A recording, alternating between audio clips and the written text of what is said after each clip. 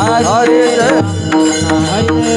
Hare Jai Ram Krishna Hare Jai Ram Krishna Hare Jai Ram Jai Ram Krishna Hare Jai Ram Krishna Jai Ram Krishna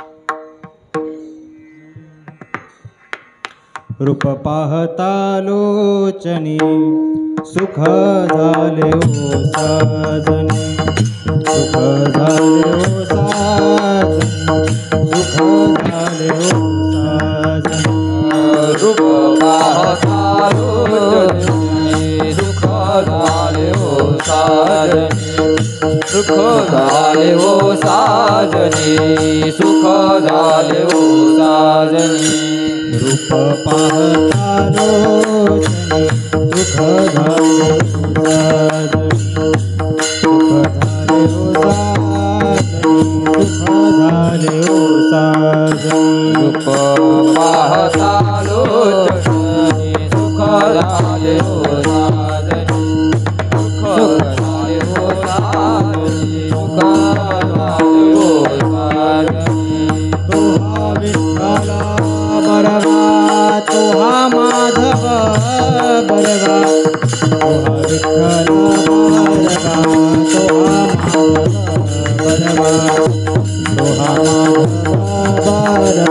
तोहा माधव बरवा तोहा विठ्ठल बरवा तोहा माधव बरवा तोहा विठ्ठल बरवा तोहा माधव बरवा तोहा विठ्ठल बरवा तोहा माधव बरवा तोहा माधव बरवा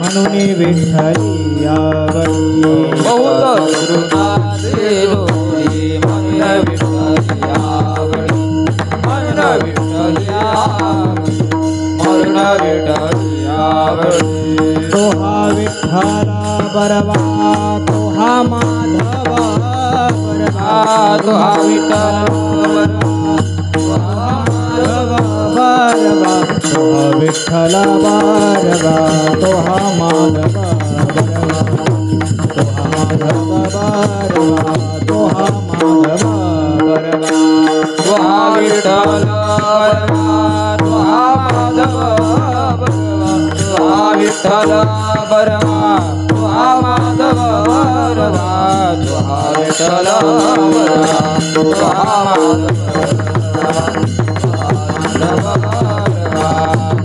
माधव सर्व सुखाचे आगर बापर कुमा देवीवर बापर कुमा देवीवर बापर कुमा देवीवर सर्व सुखाचे आगर बापर बापर देवीवर बापर देवीवर सर्व सुखाचे आगर बापर कुमा देवीवर बापर कुमा देवीवर सर्व काचे आगर बापर देवीवर बापर देवीवर बापर देवीवर तोहा विठ्ठला बरवा तोहा माधव बरवा तोहा विठ्ठला बरवा तोहा माधव बर तोहा विठ्ठला बरवा तोहा माधव बरवा तोहा माधव बरवा तोहा माधव बरवा विठ्ठल बरवा तोहा माधव बरवा तोहा विठ्ठल बरवा तोहा माधव बरवा तोहा विठ्ठल बरवा तोहा माधव बरवा तोहा माधव बरवा तोहा माधव बरवा हरी जय राम कृष्ण हरी जय राम हरी जय राम कृष्ण हरी जय राम कृष्ण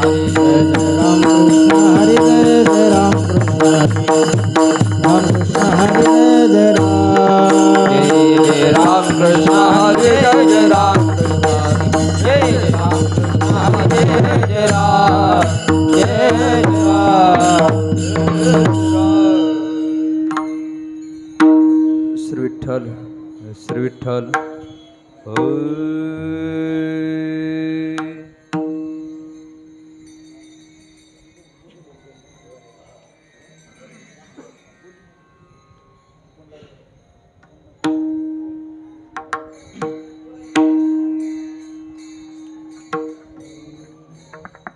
श्री गुरु सारिखास्ता पाटी राखा गुरु सारिखास्ता पाटी राखा गुरु सारिखास्ता पाटी राखा श्री गुरु सारिखास्ता पाटी राखा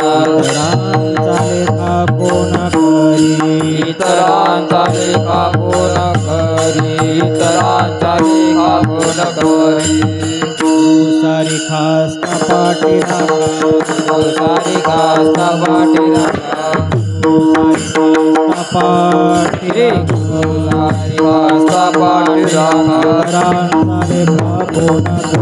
इतरांचा लेखा कोण करी इतरांचा लेखा कोण करी राजयाची कांता काय भिकमा राजयाची कांता काय भिकमा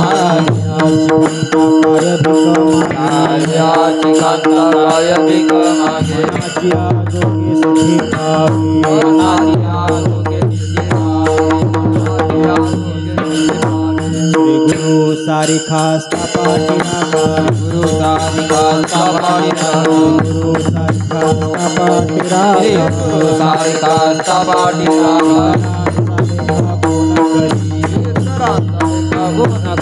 इतरांचा लेखा कोण करी वटी जो कोणी बैसला कडवटी कोणी बैसला वटी जो कोणी बैसला कडवटी कोणी बैसला त्याला सांगा जोगी सांगा जोगी काय मानू त्याला सांगा श्री गुरु सारिखास्ता पाटी राखा गुरु सारिखास्ता पाटी राखा श्री गुरु सारिखास्ता पाटी राखा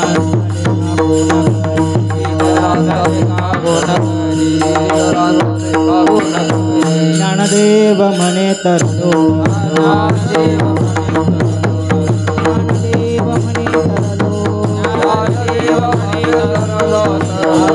धरल गुरु कृपे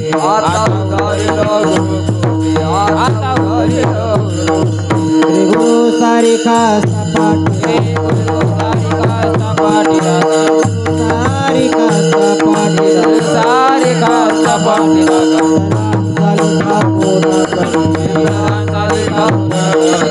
राखा सालिका कोण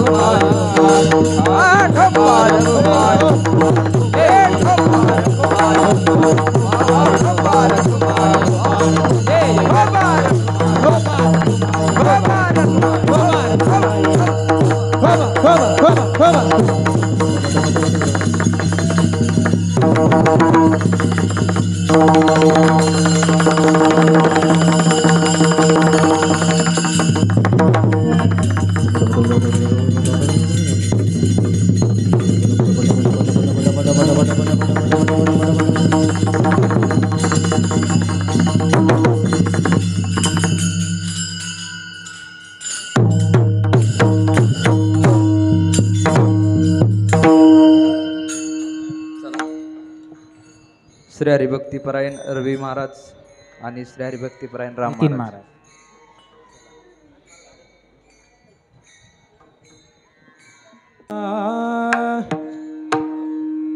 रे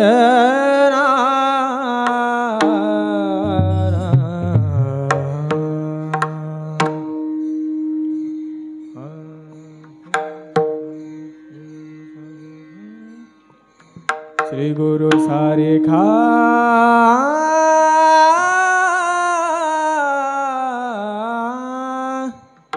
विठोबा आस्था पाठी राखा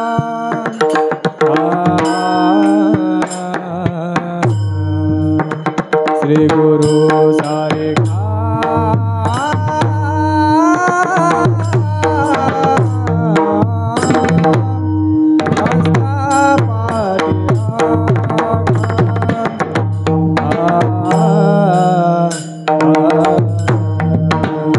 श्री गुरु सारेखा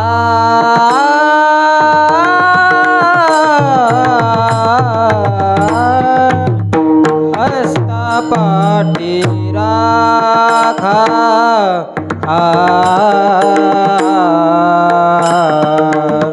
श्री गुरु सारेखा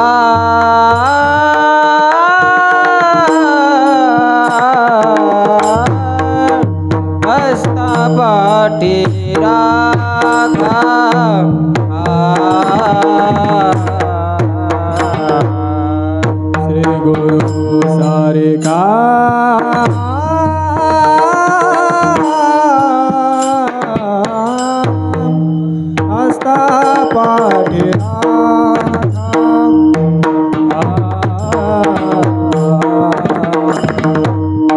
श्री गुरु सारेखा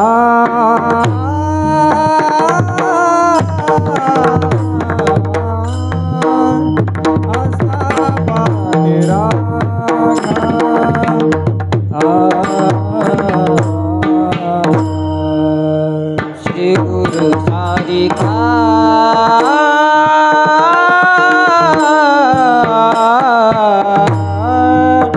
हस्ता पाठी राखा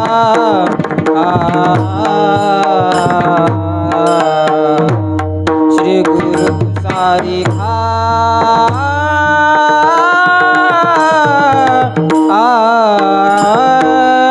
हस्ता पाठी राखा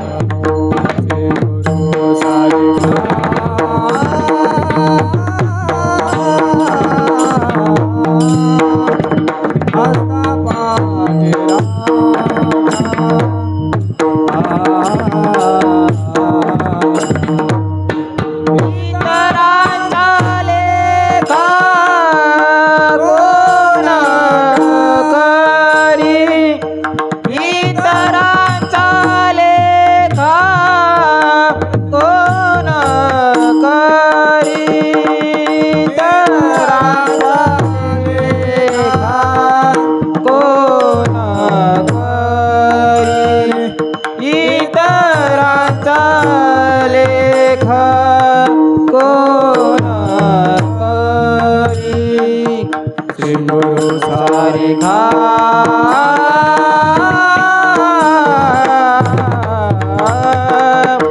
हस्ता पाठी राखा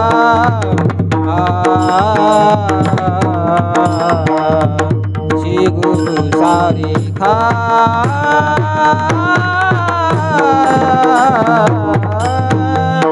हस्ता पाठी राखा इतरांचा लेखा कोण करे इतरांचा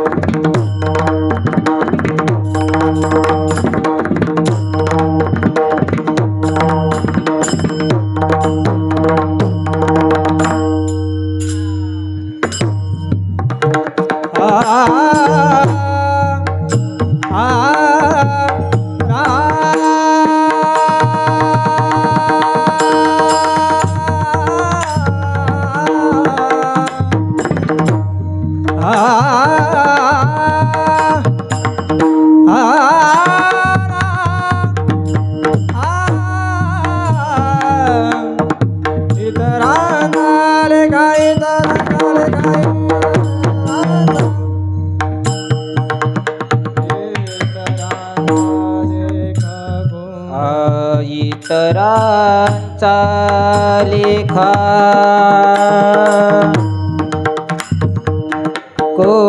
कोण करी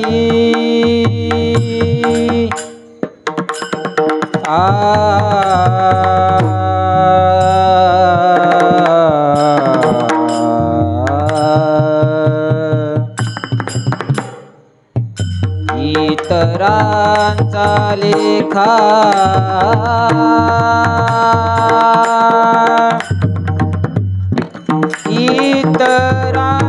इतरांचा लेखा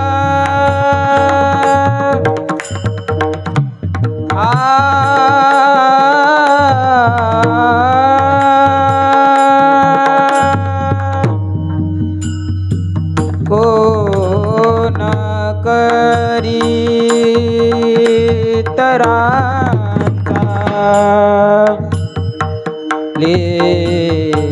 लेखा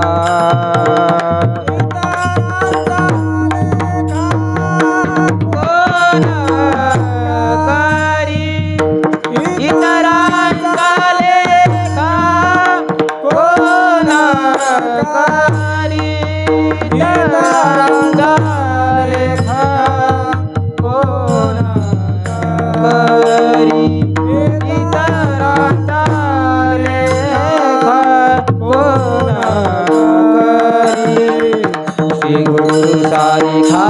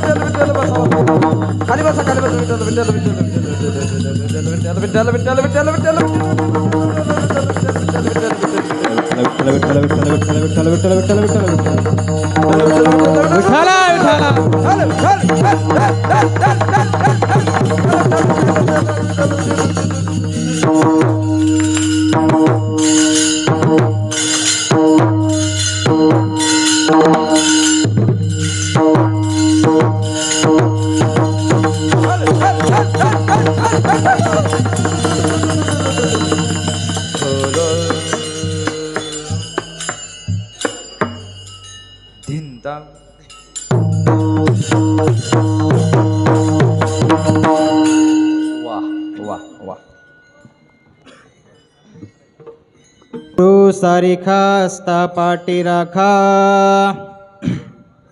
श्री गुरु सारिखा असता पाटी राखा इतरांचा लेखा कोण करी श्री गुरु सारिखा असता पाटी राखा इतरांचा लेखा कोण करी राजयाची कांता काय भीक मागे राजयाची कांता काय भीक मागे मनाची जोगे सिद्धी पावे श्री गुरु सारिखा असता पाटी राखा इतरांचा लेखा कोण करी कल्पतरू तळवटी जो कोणी बैसला कल्पतरू तळवटी जो कोणी बैसला काय उणे त्याला सांगा जोजी श्री गुरु सारिखा असता पाटी राखा इतरांचा लेखा कोण करी ज्ञानदेव म्हणे तरलो तरलो ज्ञानदेव म्हणे तरलो तरलो आता उद्धरलो गुरुकृपे श्री गुरु सारिखा असता पाटी राखा इतरांचा लेखा कोण करी अजं रुक्मिणी प्राण संजीवनंतं परम धाम कैवल्यमेकं तुरीयं प्रसन्नं प्रपन्नार्तिहं देवदेवं परब्रह्मलिंगं भजे पांडुरंगं पंढरीचा देवराया पंढरीचा देवराया पंढरीचा देवराया पंढरीचा देवराया दंडवत तुझे पाया दंडवत तुझे पाया दंडवत तुझ्या पाया दंडवत तुझे पाया दंडवत तुझे पाया पंढरीचा देवराया दंडवत तुझे पाया अलंकापुरी रम्य सिंहासनस्थं परांभोज तेजस्पुर दिक्प्रदेशं विधीन्द्रादिदेवै सदा स्तूयमानं समाधिस्थमूर्तिं भजे ज्ञानदेवं ओम नमो ज्ञानेश्वरा करुणाकरा दयाळा तुमचा अनुग्रह लादलो पावन झालो चराचरी ज्ञानेशज्ञानमूर्तींच साक्षात प्रेमस्वरूपिणीं नामदेवं च दयामूर्तिं नाथं वन्दे पुनः पुनः वैराग्यस्य महामूर्तिं श्रीक्षेत्रदेहुनिवासिनं तुकाराम महाराष्ट्र भक्तराजदुष्टकं सेवेलागी सेवक झालो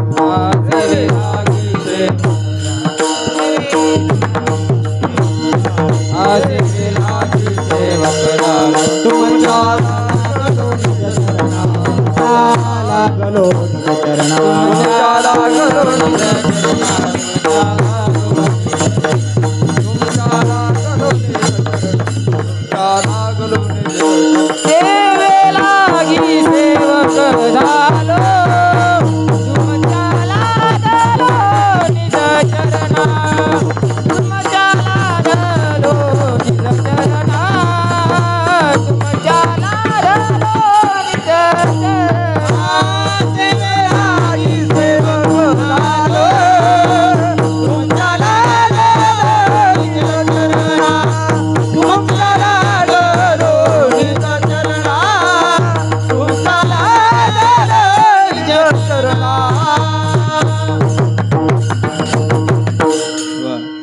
सेवेलागी सेवक झालो तुमच्या लागलो निज चरणा अहो स्वामी तुकया देवा यावरी न करावा अभेर संपाद्य ज्ञानंच विदाय भक्तिं विलोकितो येन समाधिराजः वैराग्यवन्तं सुविचारयुक्तं नमामि जोगं शिरसा वृन्दम् आता अभिनव वाग्विलासिनी जे चातुर्यार्थ कला कामिनी ते श्री शारदा विश्वमोहिनी नमिली मिया मजहृदयी सद्गुरु जिने तारिलो हा संसार पुरु म्हणून विशेषत्या दुर्विवेकारवरी विठला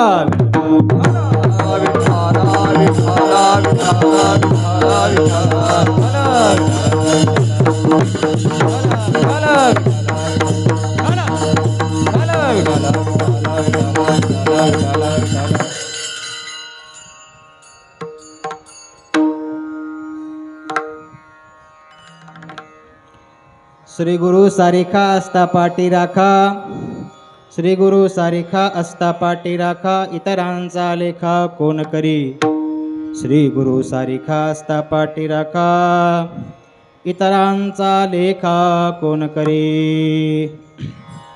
प्रस्तुत प्राप्तस्थळी प्राप्त समयी संप्राप्त सेवेकरता निवडलेला अभंग. ज्ञानियांचे राजे साधकांचे मायबाप योग्यांची माऊली अखंड समाधिघन कर्तुम अकर्तून अन्यथा कर्तुम शक्तिमान भगवान श्री ज्ञानोबारायांचा चार चरणाचा उत्कृष्टाचा गुरु महात्म्य सांगणारा गुरुकृपा सांगणारा अभंग. विठ्ठल विठ्ठल विठ्ठल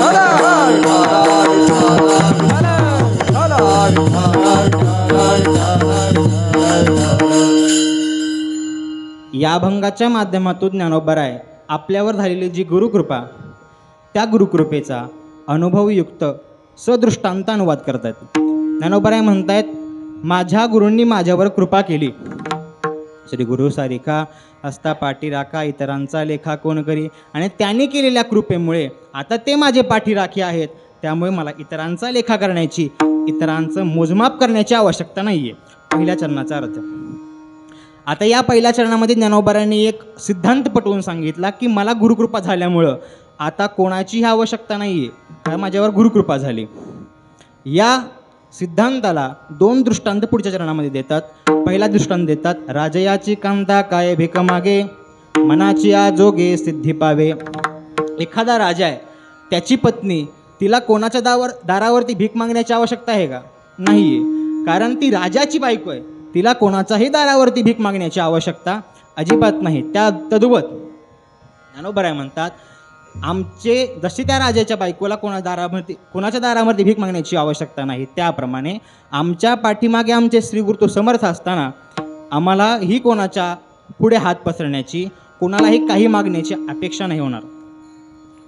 पुढे महाराज म्हणतात कळपतरू तळवटी जो कोणी बैसला काय उणे त्याला संगा जो जी. दुसरा दृष्टांत देतात.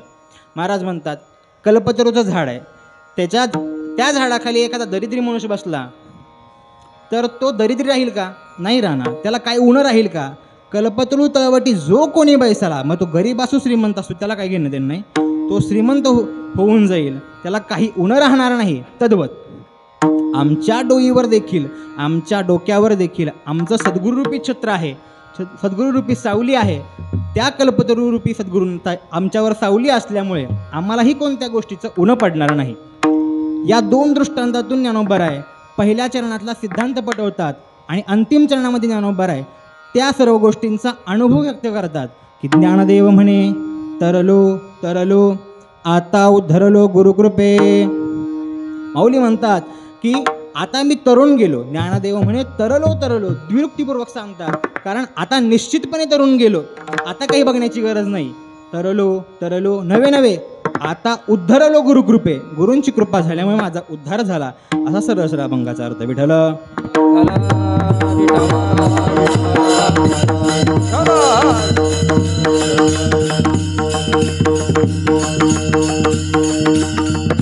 हो.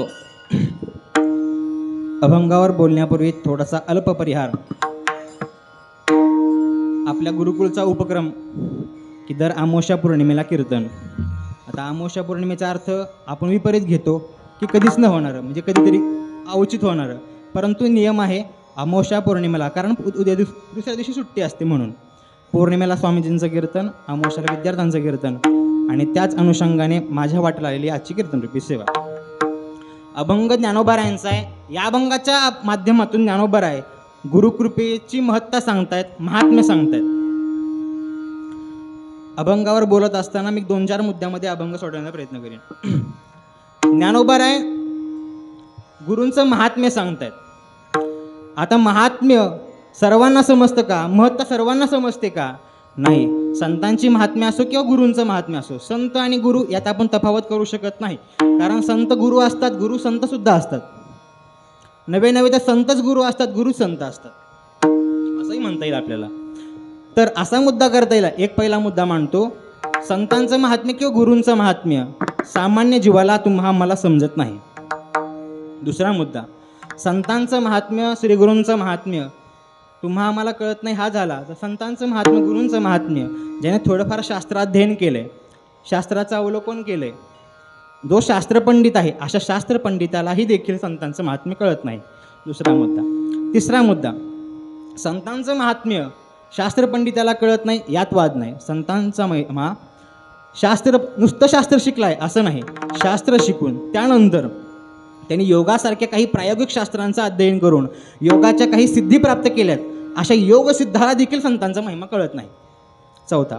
पाचवा मुद्दा असा आहे की त्या सिद्धाला कळत नाहीत, यात वाद नाही, पण ज्याला जन्मजात सिद्धी प्राप्त आहेत, जो अजाण सिद्ध आहे, अशा अजाण सिद्धांना देवाधिकांना सुद्धा संतांचा महिमा कळत नाही. आणि बोलता बोलता असंही सांगता येईल की आता एक पाऊल टाकलं, एक पायरी चढली की संतत्वाची प्राप्ती होईल, अशी ज्याची अवस्था आहे, अशा परोक्ष ज्ञानाला देखील संतांचा महिमा कळत नाही. आणि एवढं सांगेन की संतांचा महिमा संतांना देखील कळत नाही. विठ्ठल विठ्ठल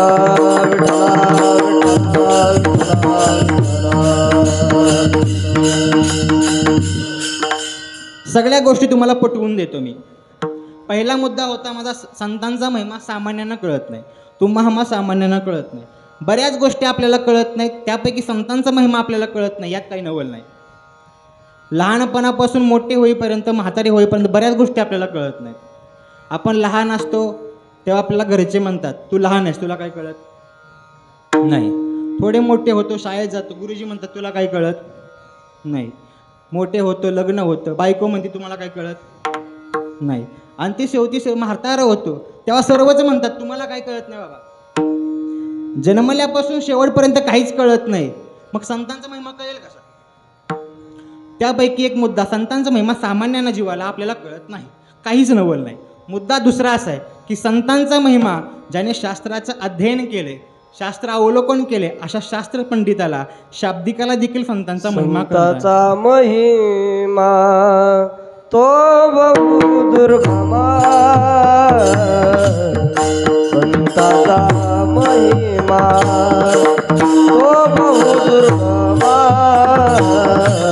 संतांचा महिमा तो बहु दुर्गमा, संतांचा महिमा बहुदुर्गम शाब्दिकाचे काम नाही येथे शाब्दिकाचे काम नाही बहुदुर्गम झाली म्हैस गाया झाली म्हैस गाया शाब्दिकाचे नाही आता शाब्दिकाचे काम नाही आता बहुदुर्गम झाली म्हैस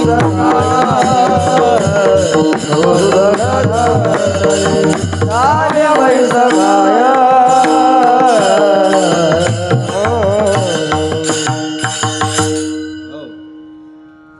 संतांचा महिमा तो बहुदुर्गम शाब्दिकाचे काम नाही येते.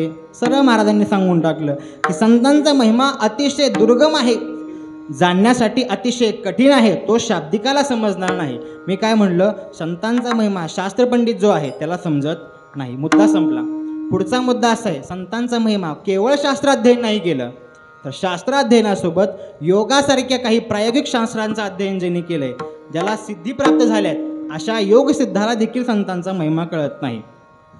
महाराजांचं प्रमाणे पहा, पवना घालबने पालान पवना घालवेल पालान पायी चढवेल गगन पायी चढवेल गगन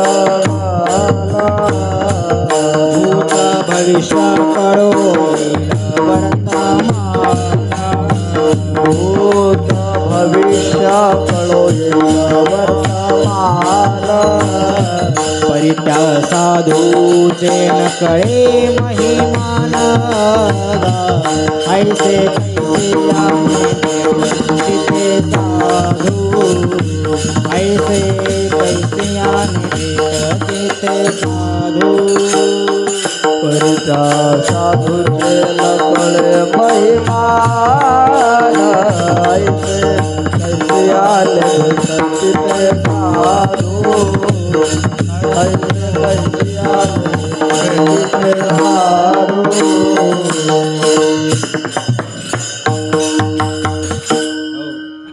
महाराज म्हणतात, पवना घालवेल पालान. महाराज म्हणतात, पवना घालवेल पालान.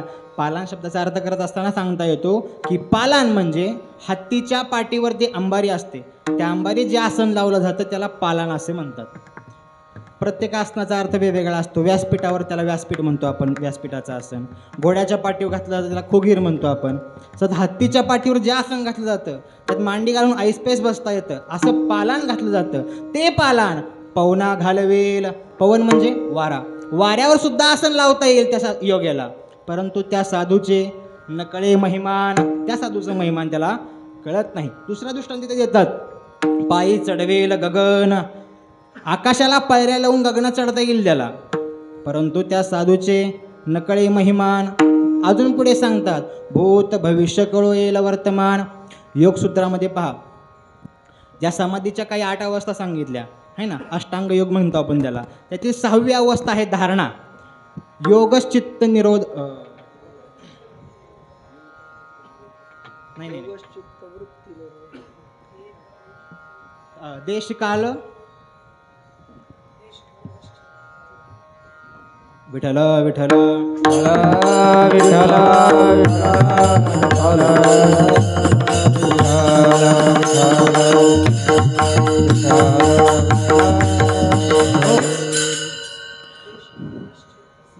हा देशबंध चित्तस्य धारणा. अर्थात तिथं सांगितलं की देशबंध चित्ताची धारणा करणं, त्या तद्वत देशासाठी, त्या स्थानासाठी चित्ताची धारणा करणं, ध्यान एकत्रित करणं, याला काय म्हणतात, धारणा असं म्हणतात. मग त्या योगाला ती 6वी अवस्था सिद्ध केल्यानंतर भूत कळतं, भविष्य कळतं, वर्तमानसुद्धा कळतं. वर्तमान भूत भविष्य सर्व कळतं, त्याला सर्व काही कळू शकतं, परंतु त्या साधूचे नकळे महिमान असं महाराज म्हणतात. म्हणजे अर्थात काय, त्या योग सिद्धाला साधूचं महिमान कळत नाही. यापुढे मी सांगत होतो की त्या योग सिद्धाला कळत नाही कारण त्यांनी प्रायोगिक शास्त्राद्वारे अध्ययन करून सिद्ध करून त्या सिद्धी प्राप्त केल्यात. पण काही अजान सिद्ध असतात, जे जन्मजात सिद्ध असतात, असे देवता इत्यादिकांना सुद्धा साधूसंतांचं महिमान कळत नाही. पहा, ब्रह्मादिक देवता आहेत, त्यांना साधू संतांचं महिमान कळत नाही. जसं की महाराजांचं एक उक्ती आहे पहा,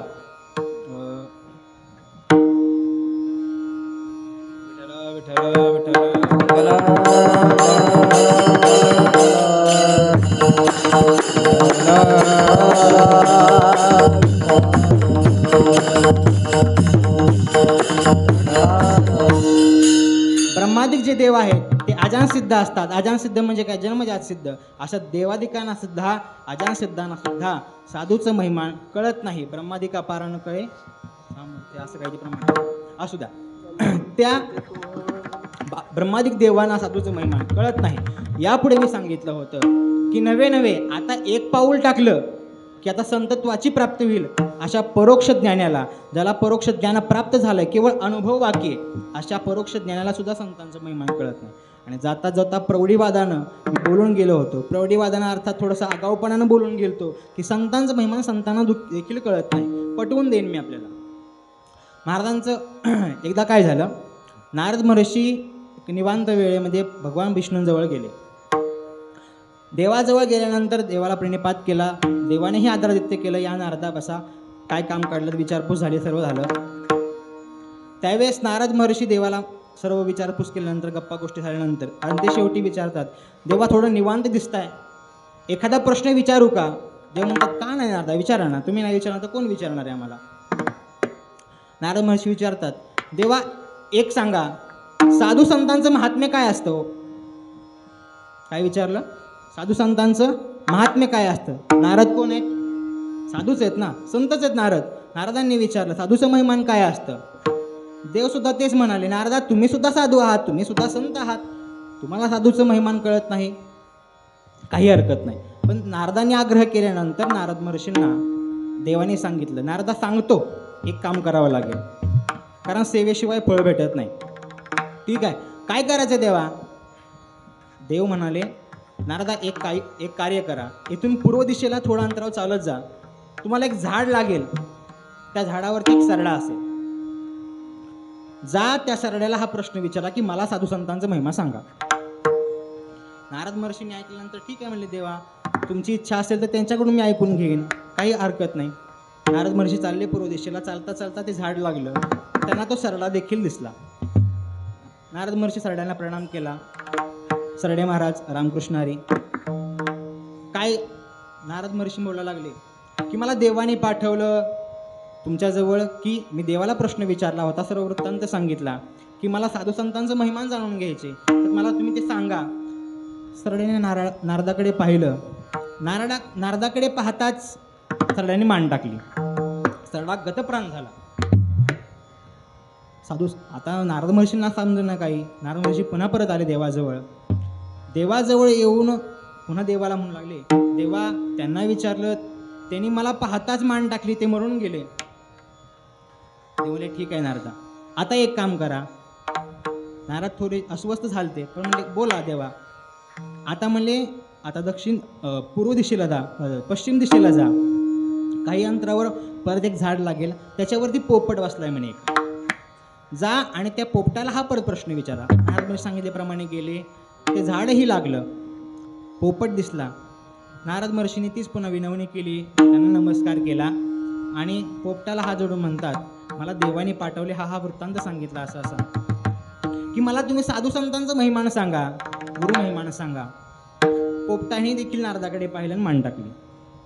आता नारद महर्षी पूर्णतः अस्वस्थ झाले. अरे ज्याला विचारतोय तो मान टाकतोय, मरून जातोय, असं काय साधू संतांमध्ये असते की लगेच विचारपूस केल्यानंतर मरून जाते?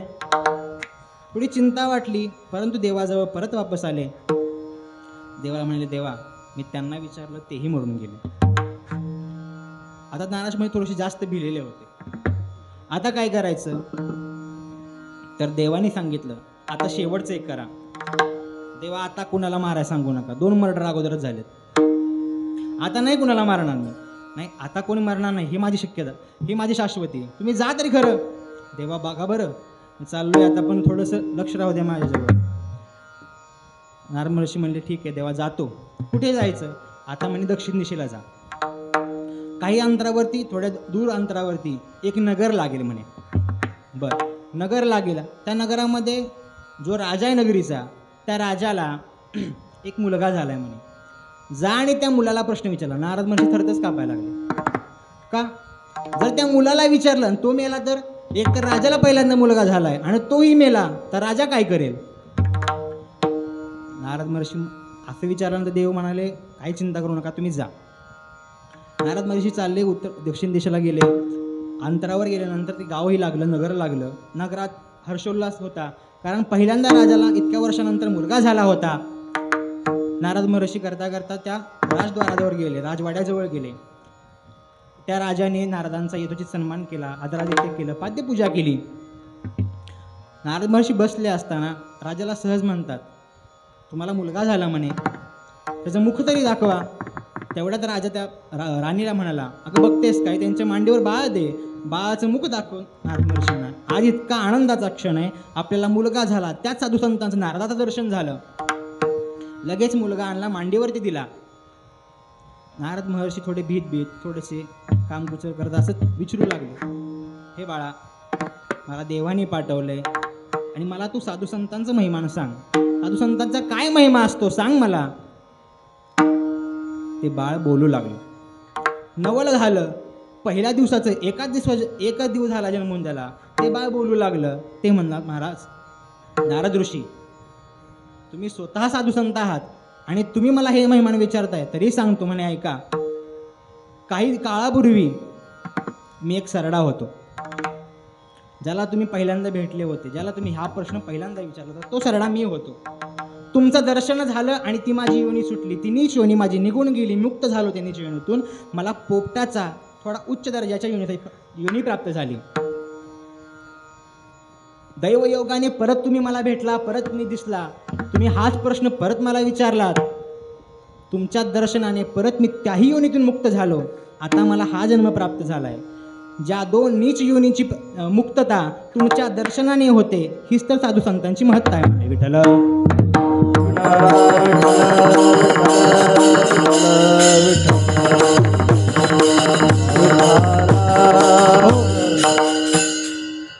नारद ऋषींना समजलं. मला उदाहरण दृष्टांत का सांगितला होता की साधू संतांना देखील साधू संतांचा महिमा कळत नाही. कारण नारदांना हा प्रश्न पडला होता, नारद संत नाहीत का? नारद देखील संत आहेत, पण संतांचा महिमा संतांना कळाला का? मी अगोदरच बोललो होतो की माझं हे बोलणं प्रौढीवादाचं आहे, म्हणजे थोडंसं आगाऊपणाचं आहे. का? कारण मी हा दिलेला दृष्टांत हा सिद्धांताला धरून नाही. दृष्टांत हा सिद्धांत पटवण्याकरिता असतो, जे सिद्धी करण्याकरिता असतो. असं नसतं करायचं की सिद्धांत त्यानुसार दृष्टांतीला चालतो, पण दृष्टांतानुसार सिद्धांत घटवायचा नसतो. सिद्धांत काय आहे? संतांचा महिमा केवळ संतांनाच कळतो, भक्ताचा महिमा केवळ भक्तांनाच कळतो. महिमा भक्ताची भक्ताचा महिमा भक्ताची भक्ताचा महिमा भक्ताची भक्ताचा महिमा भक्ताचा महिमा भक्ताची भक्ताचा महिमा भक्ताची भक्ताचा महिमा भक्ताची भक्ताचा महिमा भक्ताची दुर्लभ या गती हानिकासी दुर्लभ या गती हानिकासी हानिकासी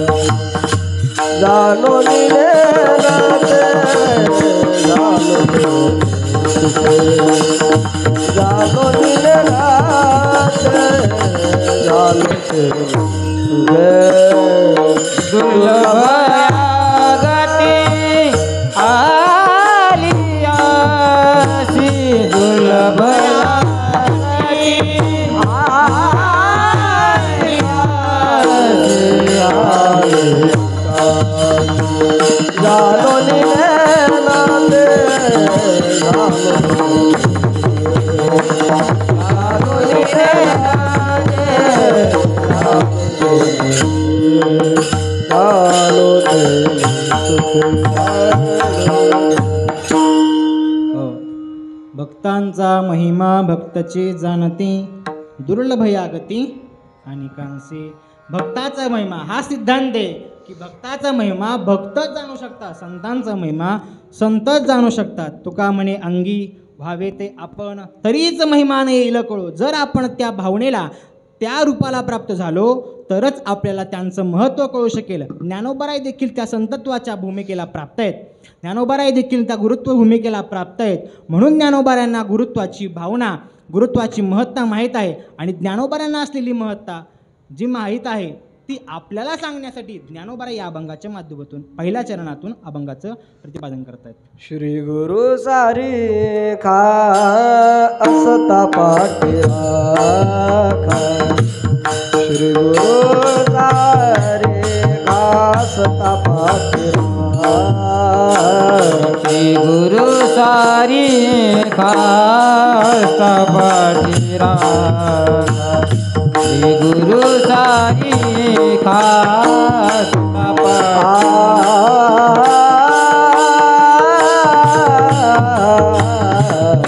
श्री गुरु सारी खा असता पाठी राखा. श्री गुरु सारी खा असता पाठी राखा. श्री गुरु सारी खास्ता पाठी राखा. श्री गुरु सारी खास्ता पाठी राखा. इतरा चाले का कोण करे. इतरा चाले का कोण करे. श्री गुरु सारी खा असता पाठी राखा. श्री गुरु सारी खा असता पाठी राखा. इतरांचा लेखा कोण करी. इतरांचा लेखा कोण करी. श्री गुरु सारी खास्ता पाठी राखा.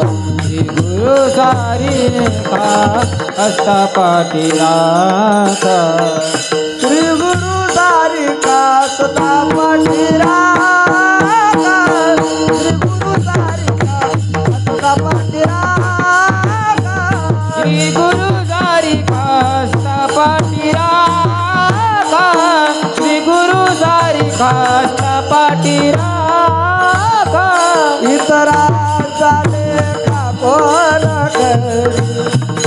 इतरांचा लेखा कोण करी. श्री गुरु सारी खा असता पाठी राखा.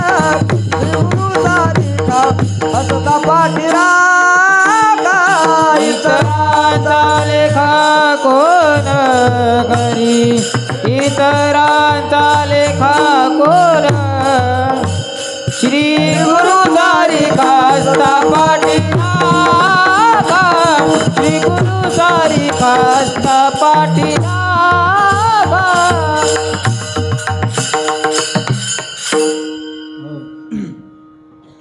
ज्ञानोबाराय या अभंगाच्या प्रथम चरणातून सांगतात की श्री गुरु सारी खास्ता पाठी राखा. इतरांचा लेखा कोण करी.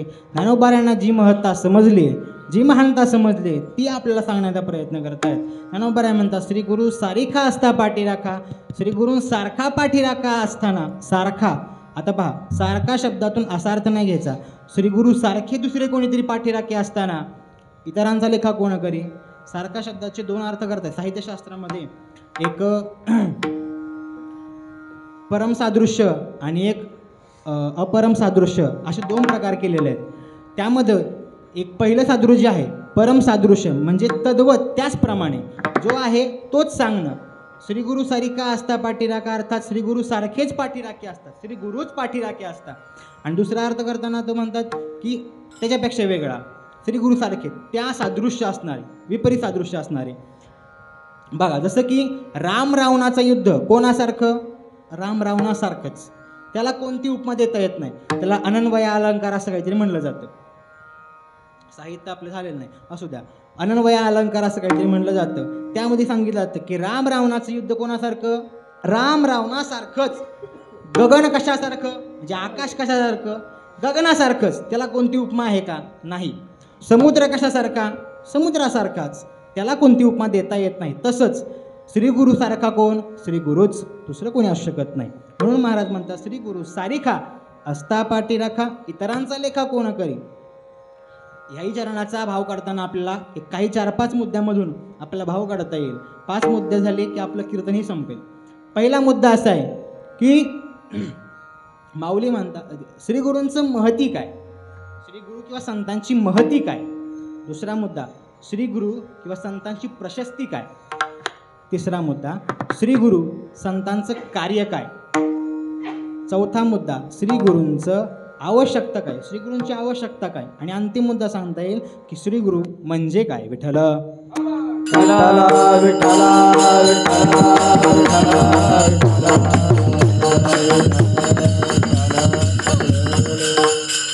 त्यातला पहिला मुद्दा आहे. आपण क्रमाने काय काय विचार करू. पहिला मुद्दा काय? श्री गुरु किंवा संतांची महती काय, त्यांचं महत्त्व काय. महती म्हणजे महानता. महानता आता महती शब्द कसा बनतो किंवा महान शब्द कसा बनतो तर पहा, व्याकरण आपण सर्व शिकतो व्याकरण, त्यामुळे सांगतोय. महान शब्द कसा बनतो तर महत शब्दाला पृथ्वादिभ्य इमनिच या सूत्रानुसार इमनिच प्रत्यय होतो आणि महिमन या शब्दाची उत्पत्ती होते. त्या महिमन नकार इन्नंत पुल्लिंग शब्दाचा प्रथमेचं एक वचन महिमा शब्द आहे. महिमा म्हणजे मोठेपणा. काय? मोठेपणा. म्हणजे त्यांचा मोठेपणा काय आहे? संतांचा मोठेपणा. श्री गुरूंचा मोठेपणा काय आहे? संतांचा मोठेपणा, श्री गुरूंचा मोठेपणा काय आहे तर महाराज सांगतात की मोठ्या मोठ्याकडून एक पहा असं करता येतं की जे मोठे आहेत त्यांचं वर्णन करणारे हे मोठेच असतात.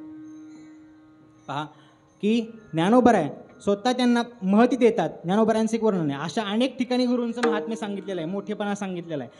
माऊली म्हणतात बघा श्री गुरु हा संत कुळीचा राजा, गुरु हा संत कुळीचा राजा, गुरु हा संत कुळीचा राजा, गुरु हा संत कुळीचा, गुरु हा प्राण विसावा, गुरु हा प्राण विसावा, गुरु हा प्राण विसावा, गुरु हा प्राण विसावा, गुरु विना देव तुझ्या पाहता नाही त्रिलोकी, गुरु विना देव तुझ्या पाहता नाही त्रिलोकी, गुरु हा संत कुळीचा, गुरु हा संत कुळीचा राजा, गुरु विना देव तुझ्या पाहता न दिसे, गुरु विना देव तुझ्या पाहता न दिसे, गुरु हा संत कुळीचा राजा, गुरु हा संत कुळीचा.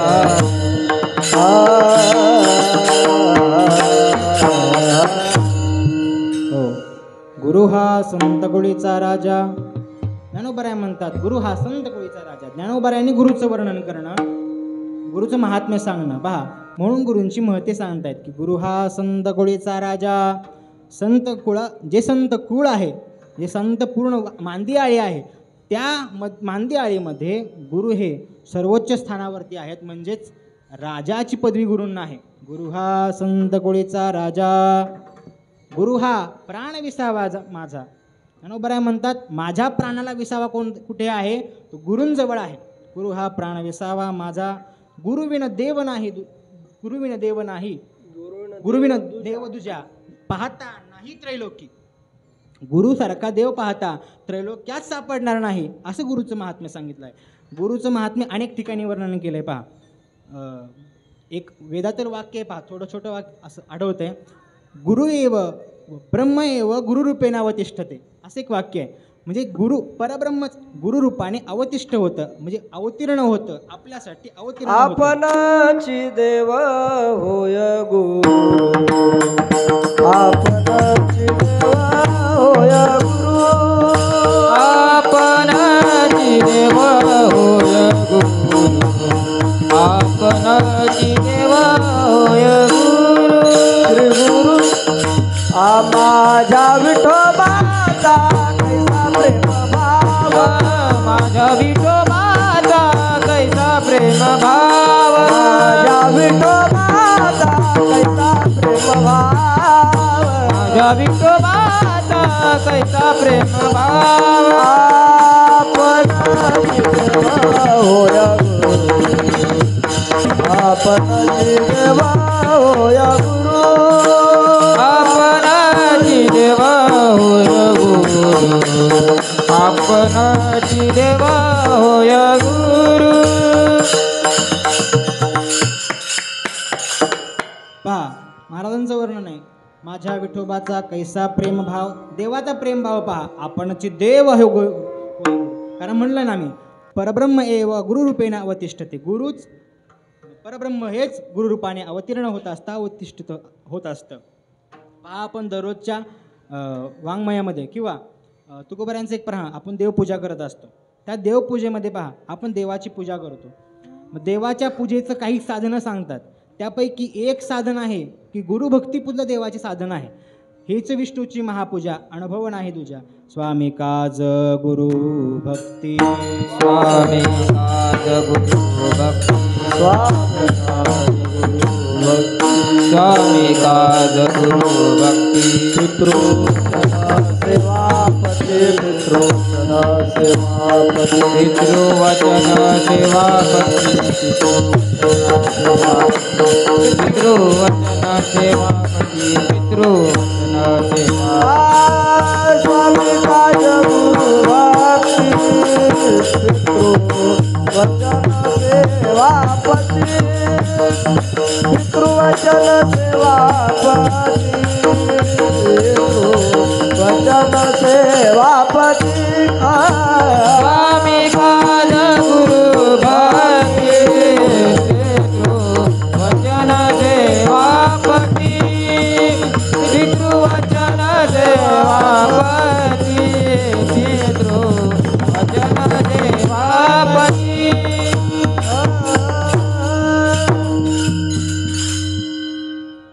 महाराजांनी पहा जी काही विष्णूची महापूजा करण्यासाठी साधनं सांगितली, त्यापैकी एक साधन विष्णूची महापूजा करत असताना स्वामिकाज, गुरुभक्ती, पितृवचन, सेवापती 4 मार्ग सांगितले. स्वामीची सेवा करणं म्हणजे आपला जो मालक असेल त्याची सेवा करणं, त्यांनी सांगितलेलं काम करणं, ही एक विष्णूची महापूजा आहे. त्याप्रमाणेच गुरुभक्ती, जी गुरुदेव आहेत आपले गुरुदेव भगवान आहेत, त्यांची सेवा करणं, त्यांनी दिलेल्या आज्ञेचं पालन करणं, ही काय आहे? गुरुभक्ती म्हणजेच विष्णूची महापूजा आहे. त्यानंतर पितृवचन, आपल्या पित्याचं वचन, आईवडिलांचं वचन पाळणं, ही आपली विष्णूची महापूजा आहे. आणि त्याप्रमाणेच जे एखाद्या पत्नीचा पती आहे त्या पत्नीने त्या पतीचं वचन पाळणं, तिच्या मनानुसार वागणं, त्याच्या मनानुसार वागणं, ही त्याची काय आहे? विष्णूची महापूजा आहे असं सांगता येतं. त्याप्रमाणेच आपण पहा दररोज किंवा आपल्या नित्यपाठातला असतो एक श्लोक, गुरुर्ब्रह्मा गुरुर्विष्णू गुरुर्देवो महेश्वरः गुरु साक्षात परब्रह्म तस्मै श्री गुरवे नमः. पहा आपण गुरूंची महत्ता कशी वर्णन करत असतो. आपण गुरूंना उपमा देतोय काय? गुरुर्ब्रह्मा गुरुर्विष्णू गुरुर्देवो महेश्वरः. आपण 3 जे आपले मुख्य देवता आहेत त्यांची उपमा श्री गुरूंना देतोय, कारण त्यांच्या ठिकाणी जे जे भाव आहेत ते आपल्या श्री गुरूमध्ये आहे. कसं? ब्रह्मदेवाचं काय कार्य आहे? उत्पत्ती करणं. विष्णू भगवंतांचं काय काम आहे? पालन करणं, संगोपन करणं. आणि भगवान शंकराचं काय काम आहे? संहार करणं. हे 3 गुण आपल्या गुरुदेवामध्ये आहेत. कसं ओळखता येईल? महाराज सांगतात पहा, काय करावं? जे ब्रह्मदेवाचं उत्पत्ती कार्य आहे ते गुरुदेव कसं करतात?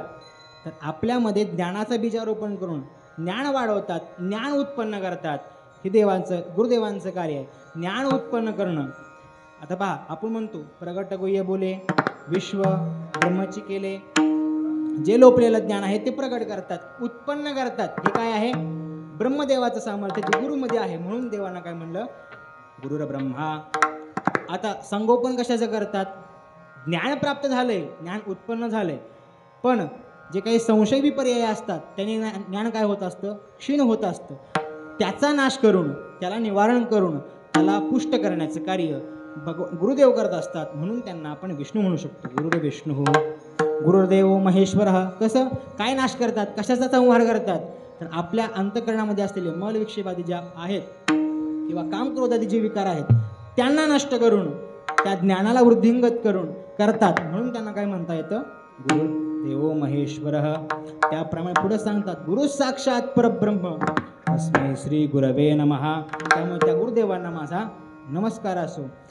उत्पत्ती, स्थिती म्हणजे उत्पत्ती, पालन आणि संहार हे तिन्ही गुण ज्या देवांमध्ये आहेत, म्हणून त्यांना आपण काय म्हणलं? त्या तीन देवांना त्यांची उपमा दिली. हे पहा, गुरुदेवांचं हे महात्म्य आहे, ही महती आहे. माझा पहिला मुद्दा समजतो की गुरुदेवांचं हे महात्म्य करता येतं. दुसरा मुद्दा आहे प्रशस्ती. प्रशस्ती करत असताना मी तुम्हाला एक उत्पत्ती सांगेन गुरु या शब्दाची. गुरु या शब्दाची उत्पत्ती करत असताना असं सांगितलं जातं, विठ्ठल विठ्ठल विठ्ठल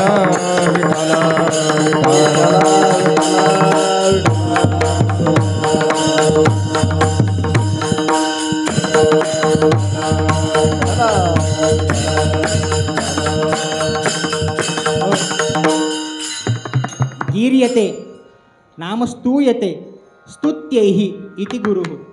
पहा उत्पत्ती कशी आहे? गीर्यते नाम स्तूयते स्तुत्यैहि इति गुरु. पहा अर्थ करता येईल आपल्याला. गीर्यते म्हणजे सांगितलं जाते, कथन केलं जाते. कशाचं? कोणाद्वारे? स्तुत्यैहि स्तूयते. गीर्यते नाम स्तूयते म्हणजे स्तुती केली जाते. कोणाद्वारे? स्तुत्यैहि स्तूयते म्हणजे जे स्तुत्य आहेत आपल्यासाठी, जे आपण ज्यांची स्तुती करतोय असे जे आहेत त्यांच्याद्वारे स्तुती केली जाते. त्यांना काय म्हणतात? गुरु म्हणतात. विठ्ठल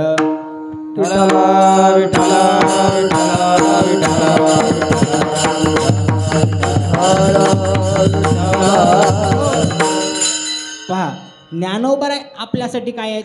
स्तुत्य आहेत ना, त्यांची आपण स्तुती करतोय. सकल संताजी आपल्यासाठी काय आहेत? स्तुत्य आहेत. ज्ञानोबा स्तुत्य आहेत. ज्ञानोबा गुरूंचं वर्णन करत नाहीत का? 10 वेळात किती ओव्यात महाराज? नमो विशुद्ध बोध विदग्धा विद्या प्रबोधा पराप्रेमी अप्रेमदा विलासिया. तिथून खाली ज्या 15 ओव्या आहेत, सकल 15-20 ओव्यापर्यंत काय केलेलं आहे? गुरूंचं महतीच वर्णन केलेलं आहे.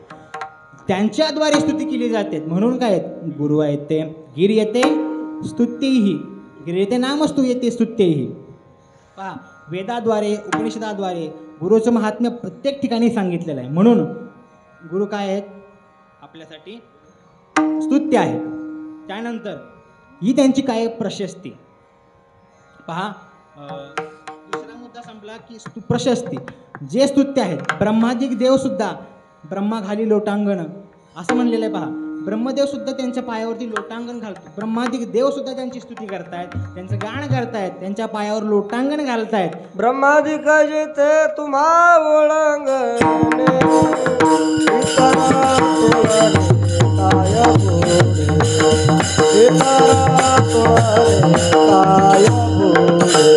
ब्रह्मादिकाले ते तुम्हा ओळंगणे इतर तुळणे काय बोले, इतर तुळणे काय बोले. ब्रह्मादिक जेते तुम्हा ओळंगणे इतर तुळणे काय पुढे, इतर तुळणे काय पुढे. ब्रह्मादिकाले ते तुम्हा ओळंगणे इतर तुळणे काय बोले, इतर तुळणे काय बोले.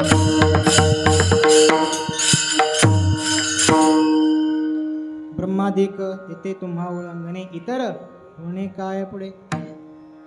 पहा, महाराजांचं वर्णन आहे. ज्ञानोबाऱ्यांचं वर्णन करत असताना उद्गार आहेत महाराजांचे की ब्रह्मादिक जेथे तुम्हा ओळंगणे. ब्रह्मादिक देव सुद्धा ज्यांच्या ठिकाणी लोटांगण घालतायत अशी काय त्यांची प्रशस्ती आहे. हा दुसरा मुद्दा संपला. तिसरा मुद्दा सांगितला होता की त्यांचं कार्य काय आहे. त्यांचं कार्य सांगत असताना या ठिकाणी आपल्याला गुरु शब्दाच्या दोन व्युत्पत्ती करता येतील. पहिली व्युत्पत्ती करता येते गृणाती, अर्थात गृणाती उपदिशती धर्मम इति गुरु. गृणाती म्हणजे सांगणे, गृह धातू आहे, सांगणे, कथन करणे किंवा ग्रहण करविणे असा या अर्थ करतो. गृणाती वेगळा आणि गृणाती वेगळा.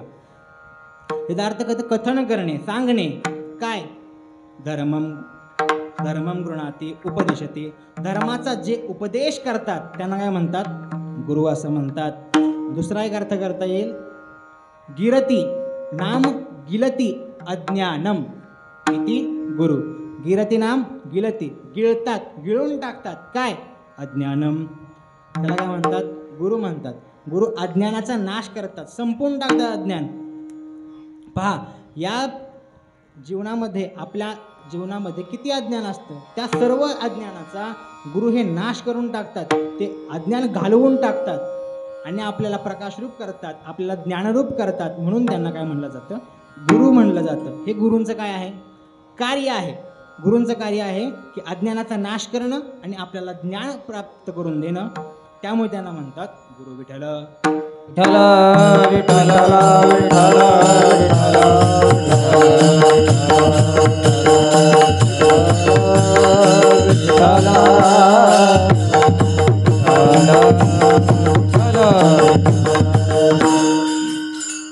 यापुढे आपला मुद्दा होता त्यांची आवश्यकता काय, गुरूंची आवश्यकता काय.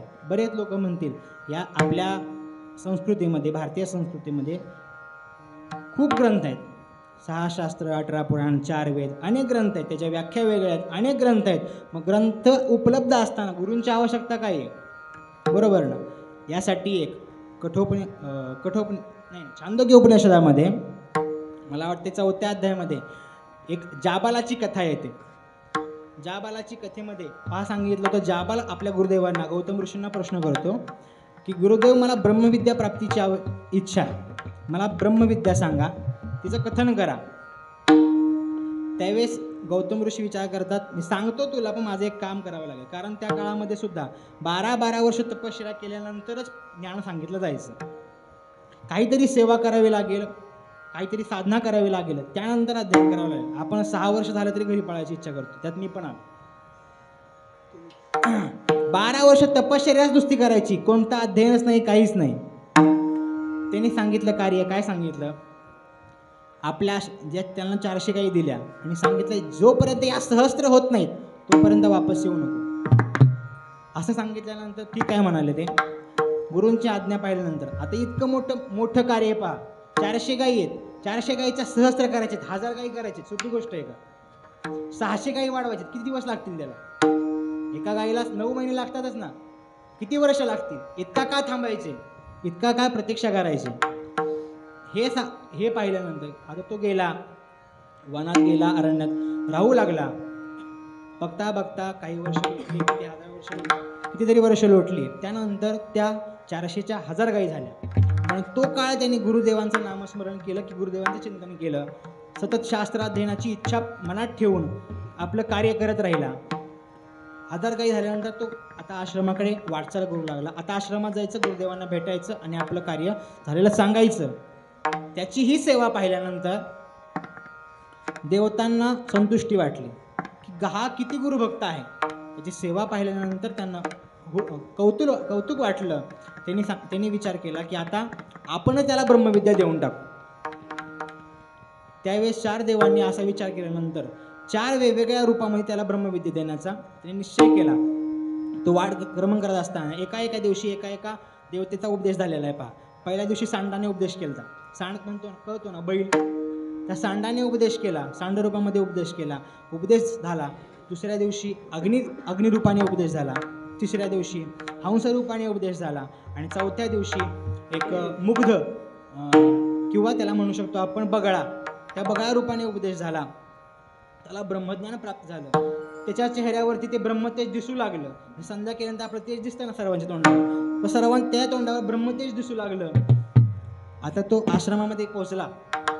आश्रमात पोहोचल्यानंतर गुरुदेवांजवळ गेला. महाराजांना सांगितलं, महाराज, ह्या 400च्या मी 1000 गायी केल्यात, माझी सेवा समर्पित करून घ्या आणि मला ब्रह्मविद्येचा उपदेश करा. ही गोष्ट ऐकली महाराजांनी. महाराजांनी त्याच्याकडे पाहिलं. गौतम ऋषी म्हणतात, जाबाल, तुला ब्रह्मविद्या प्राप्त झाली आहे. तुझ्या चेहऱ्यावरती ब्रह्म ते स्पष्ट दिसत आहे. ती आभा सर्वांना जाणवत आहे. तू ब्रह्मज्ञान प्राप्त केलेलं आहेस. मला सांग, तू ब्रह्मविद्या प्राप्त कुणाकडून केलीस? त्याने सगळं वृत्तांत सांगितला. येत असताना मला या रूपामध्ये क्रमाने सांडाकडून, अग्नीकडून, हंसाकडून, बकाकडून मला ब्रह्मविद्येचा उपदेश झाला. गौतम ऋषी म्हणतात, तुला उपदेश झालाय, मग आता ब्रह्मविद्या कशाला पाहिजे?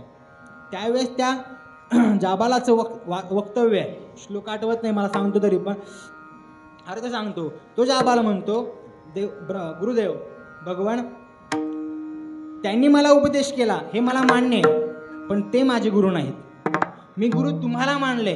तुमच्याकडून जी मला विद्या प्राप्त होईल ती माझ्यासाठी क्षेमकर असेल, ती माझ्यासाठी कल्याणकारी असेल, त्यामुळे माझा उद्धार होईल.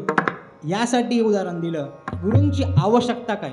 अनेक ग्रंथ आहेत, त्याला साक्षात देवतांनी उपदेश केला होता, परंतु त्याने ज्यांना गुरु मानलं होतं, ज्यांना आपण गुरु मानले त्यांच्याकडून ज्यावेळेस उपदेश ग्रहण करतो किंवा काही मंत्र असेल, काही दीक्षा असेल ग्रहण करतो, त्याच वेळेस ती दीक्षा, तो मंत्र साफल्य देत असतो, क्षेम देत असतो, असं त्या ठिकाणी आपल्याला सिद्ध करता येतं. विठ्ठल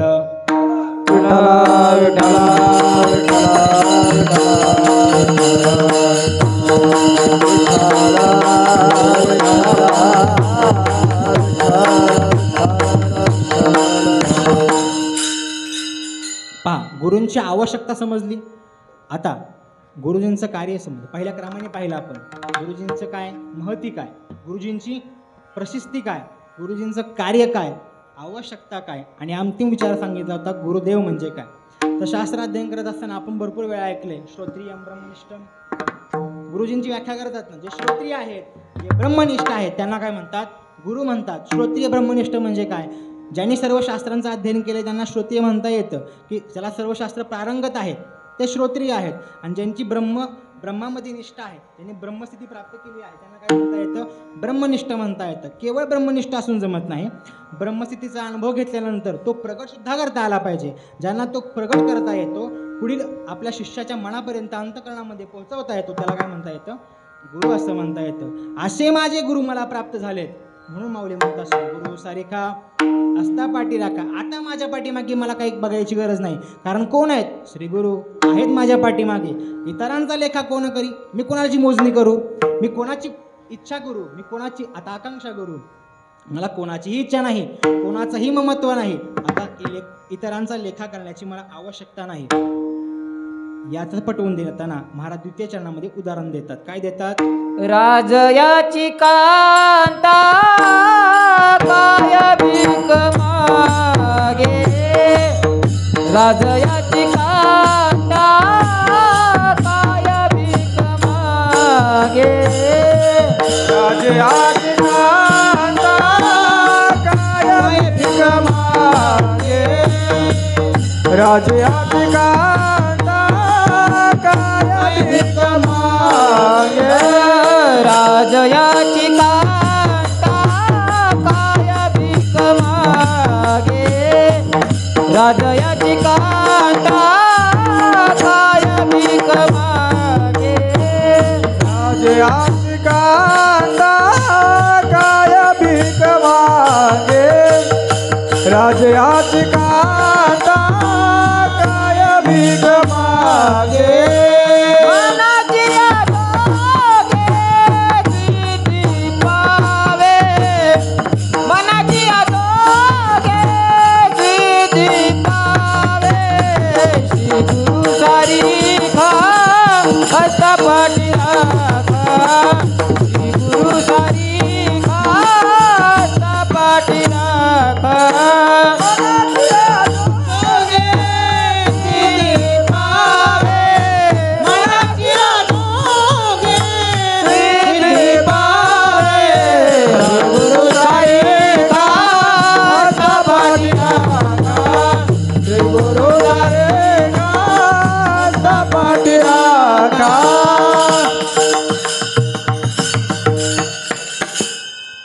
महाराजांनी महाराजांनी गोड दृष्टांत दिला. राजा याची कांदा काय भीक मागे मनाची आजोगे सिद्धी पावे.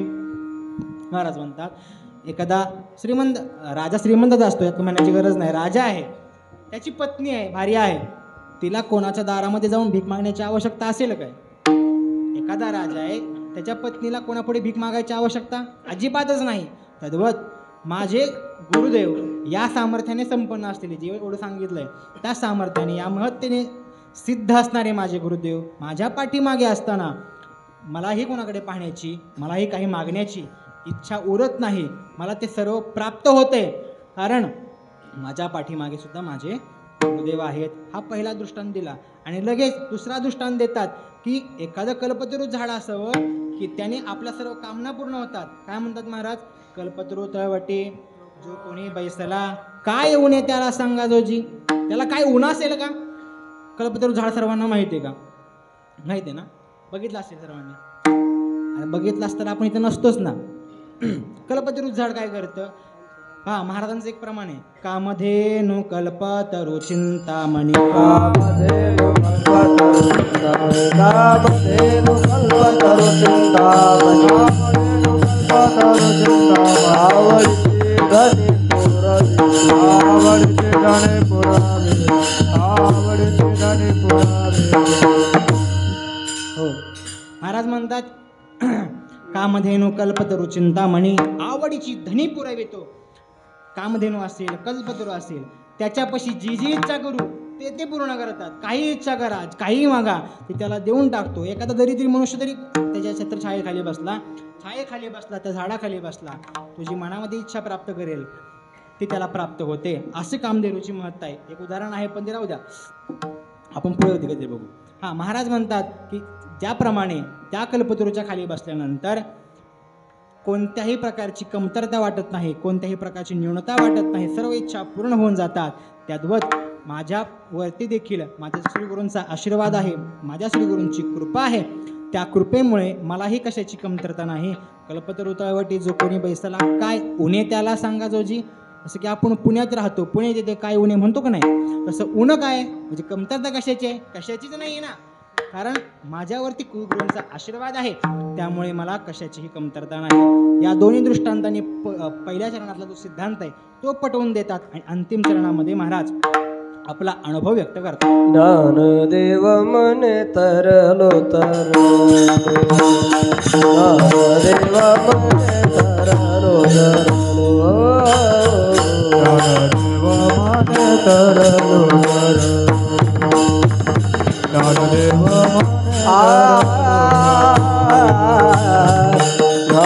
ज्ञानदेव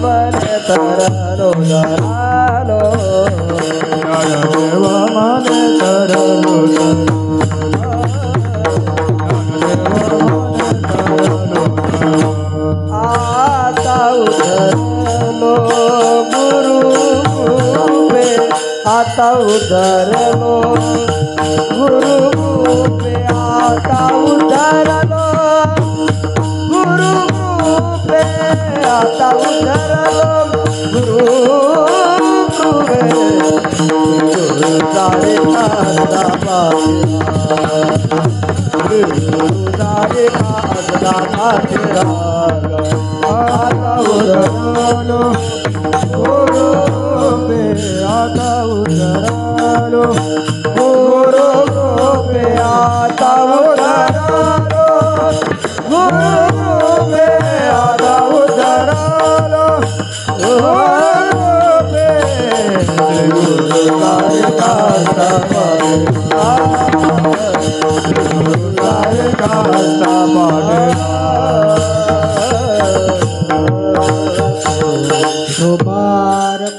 रघुमाई रघुमाई, हरे हरे हरे रघुमाई रघुमाई, रघुमाई रघुमाई, रघुमाई रघुमाई,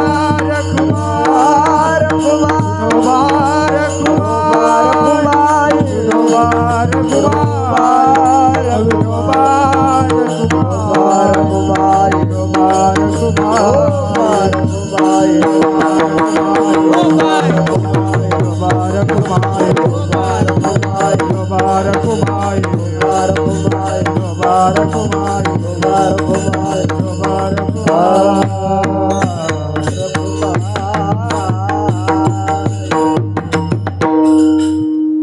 गुरु सारिखा असता पाठी राखा इतरांचा लेखा कोण करी. श्री गुरु सारिखा असता पाठी राखा इतरांचा लेखा कोण करी. अंतिम चरणाचा भाव सांगताना सांगता येतं पहा. ज्ञानेश्वर महाराज म्हणतात, ज्या दृष्टांतपूर्वक महाराजांनी अनुवाद केलाय, व्यक्त केलाय आपला भाव, तो महाराज अनुभवपूर्वक सांगतात की ज्ञानदेव म्हणे तरलो तरलो. मग मागाशी सांगितलं द्विरक्तीपूर्वक म्हणतात की तरुण गेलो या भवनाम संसार सागरातून मी आता तरुण गेलो. मला या कृपेमुळे माझं तरण झालं. नवे मी आता काय झालो, उद्धरलो. माझा उद्धार झाला आणि आता मी या संसार सागरातून अलिप्त झालेलो आहे. आता मला कशाची पाहण्याची इच्छा नाही, कोणाकडे काही मागण्याची इच्छा नाही, काही मला कमतरता राहत नाही. कारण महाराज सांगतात की श्री गुरु सारिखा असता पाठी राखा इतरांचा लेखा कोण करी. झालेली सेवा ज्ञानोबाऱ्यांचरणी गुरुदेवांचरणी अर्पित करून सेवेला पूर्णविराम. ज्ञानेश्वर माऊली, ज्ञानराज माऊली.